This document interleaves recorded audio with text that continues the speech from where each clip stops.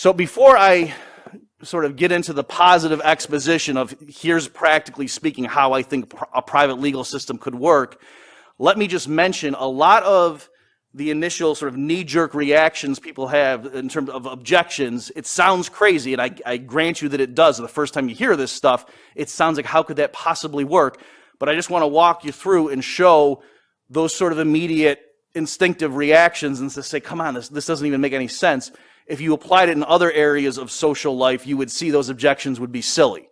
Okay, so for example, you might talk about that how could there be multiple power centers? Doesn't there necessarily be one body promulgating all the rules to have a rule of law, right? It seems like how could you have competition when it comes to the legal code? Because clearly we need one group to be absolutely dominant and in charge to set us, to establish, to promulgate the law, right? That sounds sensible when you hear it in that context. If someone's walking along and saying, why do we need a state monopoly on the legal code or legislation? How could you have competition in that arena? That boggles my mind.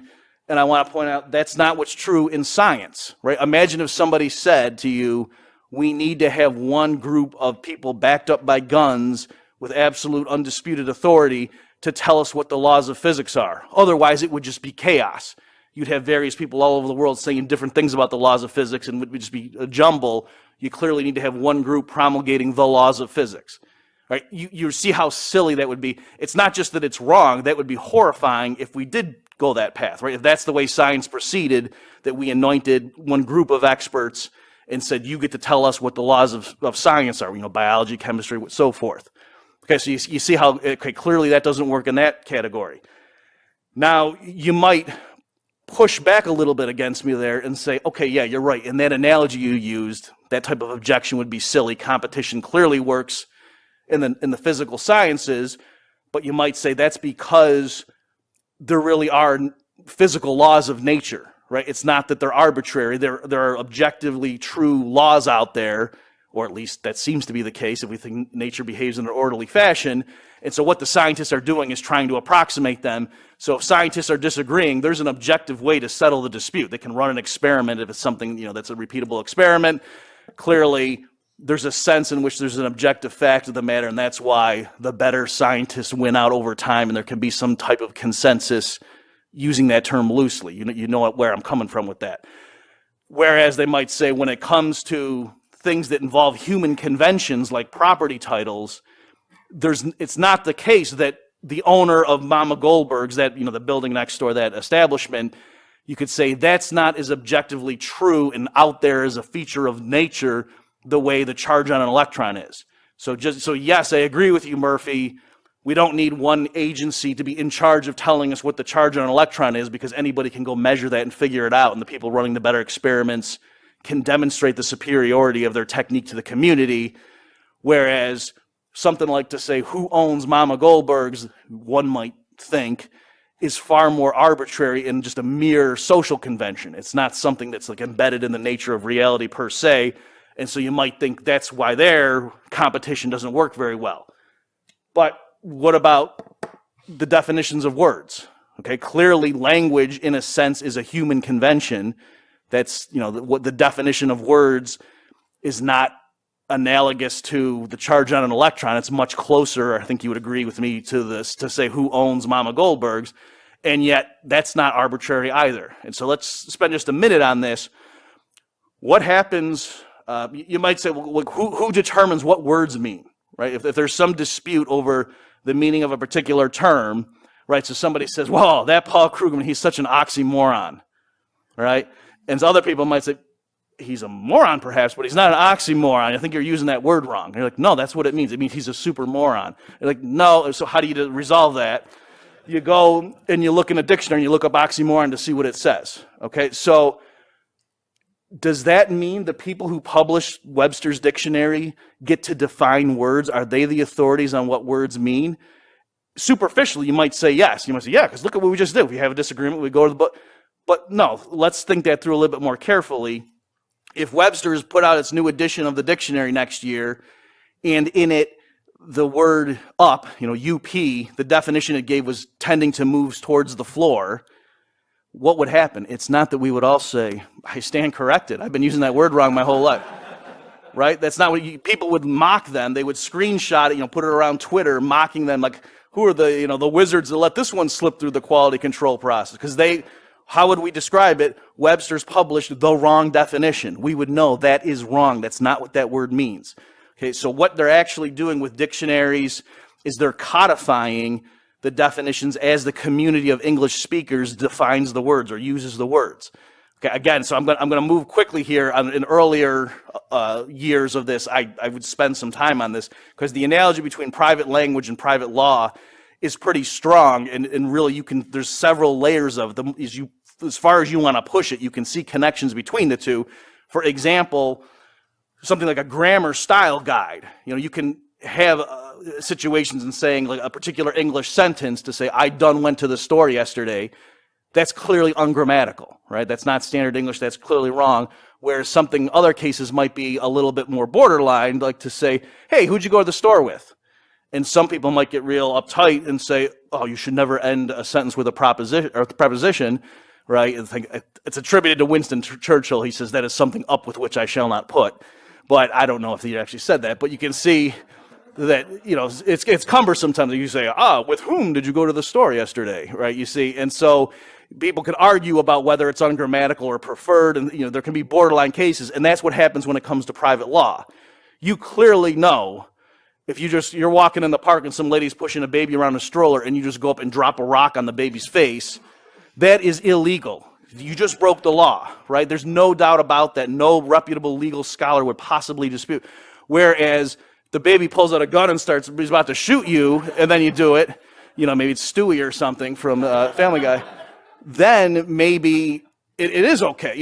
So it's more borderline, right? So you see what I'm saying, that's the type of thing, just like with style guides and so on. So that's the analogy, you can really push that. But clearly, my point here is, if you said who's in charge of the English language, you could answer, you could say nobody, and that there's a sense in which that's true, or you could say the English-speaking community, because notice, if you go and read Shakespeare, that's English, but it's not our English, right? There's the way that was written, there's things in there that, how now, Polonius, and stuff like that, and it's not the way we would talk now, but yet it's not German either. It's English, but it's changed over time. So definition styles change, and yet there is a sense at any given moment, there's a fact of the matter, is this a grammatical sentence, or is this person using this word correctly here? And so I'm saying that's kind of how the private legal system would work, that over time the law would change, right? Before there was technology that could use radio spectrum, you didn't have property rights in the electromagnetic spectrum. That wouldn't even have come up to people living, in the year 1200 if they were all Rothbardians back then.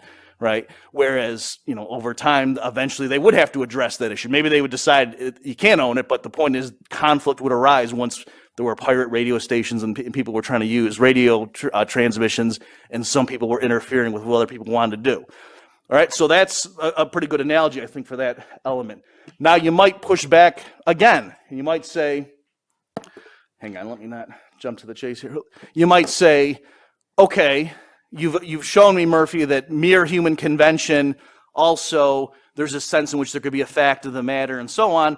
But you know what? There's not a lot of money riding on the definition of up. No one stands to gain if we tweak the definition of up to mean going down towards the surface, whereas a judge whose job it is, or some clerk somewhere who's in charge of maintaining the property titles in Auburn, Alabama, and if we had a dispute over who owns Mama Goldberg, if we could convince people that, oh no, this person's the rightful owner, that's a big deal. That really matters. And so maybe they would, pay the person who maintains those property titles and corrupt them. So whereas with a dictionary, clearly the profitable thing to do is for Webster's to always codify the standard definitions. Dictionaries might differ slightly. There's competition even among dictionaries, notice, publishers, but they would generally agree on the basics.